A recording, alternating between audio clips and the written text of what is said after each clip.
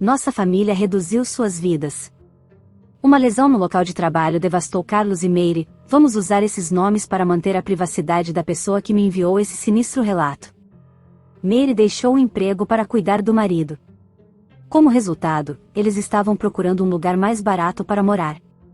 Mary havia encontrado uma bela e antiga chácara no interior rural em Minas Gerais, que era exatamente o que eles precisavam. Era cercada por mata fechada.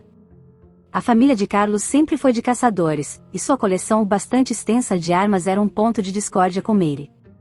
Com a ajuda do filho de Carlos, Jean, Carlos um cofre para guardar as armas a 7 chaves no celeiro. Carlos e Mary tinham a rotina de tomar café à noite na varanda coberta, desde que não estivesse muito frio. Uma noite, eles notaram luzes estranhas e pulsantes além da linha das árvores.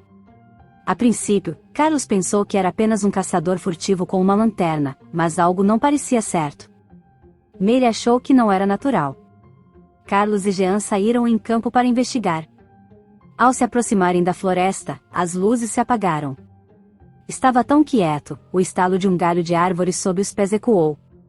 Carlos enviou Jean com a lanterna desligada, na esperança de pegar qualquer caçador em potencial desprevenido. Carlos sentiu algo muito além de qualquer medo que ele já sentiu caçando. Tudo que Carlos e Jean encontraram foi um ao outro, nem mesmo uma pista no chão para dar uma dica do que tinham visto.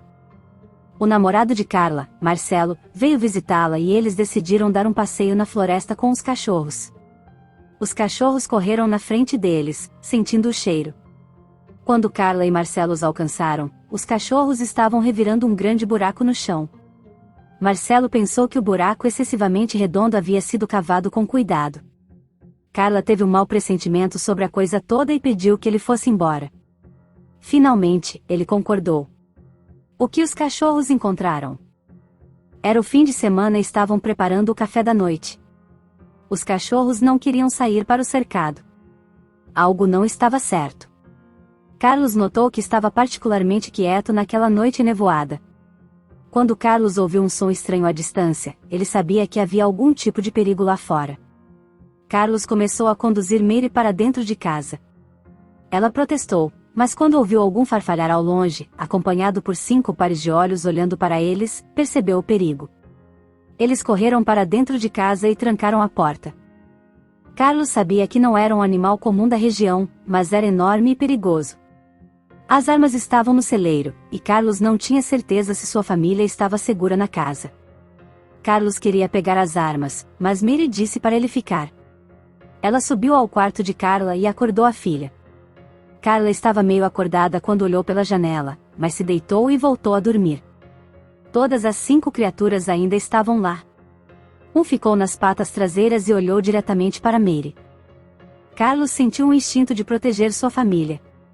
Com as criaturas à distância, ele pensou que poderia conseguir estacionar o carro da família perto o suficiente para tirá-los de lá.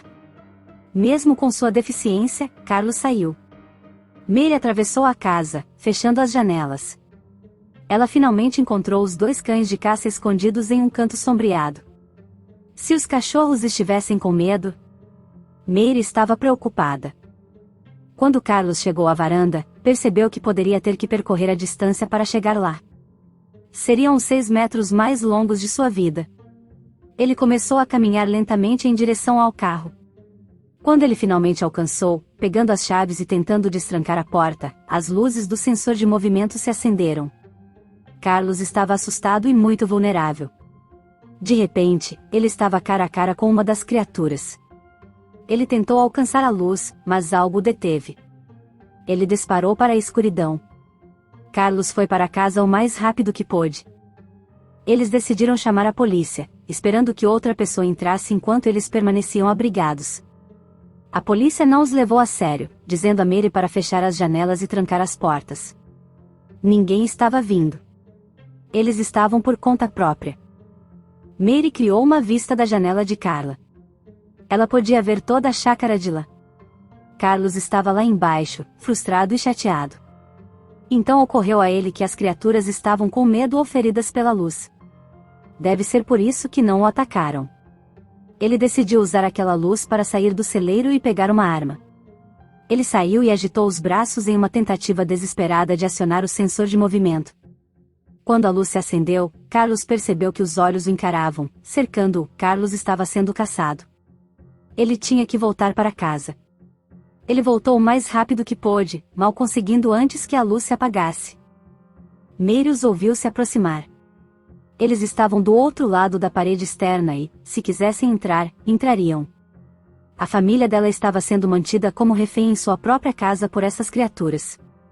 Eles não conseguiram pegar as armas. Não havia nenhum policial vindo. O que eles iriam fazer? Agarrando todos os instrumentos pontiagudos que puderam encontrar, Mary foi e acordou Carla. Eles precisavam de todas as mãos acordadas e alertas. Todos foram para o quarto principal e deitaram-se em cima da cama, armados, à espera que amanhecesse. Quando ouviram as criaturas do lado de fora, ficaram petrificados. A única coisa entre a família e as criaturas era a janela do quarto. Quando amanheceu, eles finalmente puderam dar um suspiro de alívio. As criaturas se foram. Carlos ligou para Jean, que veio e ajudou a procurar rastros. As pegadas que encontraram eram enormes, com enormes garras. Eles mostraram uma criatura que podia andar sobre 2 pés. Essas criaturas estavam caçando, espreitando. Eles eram lobisomens? Até hoje ninguém sabe.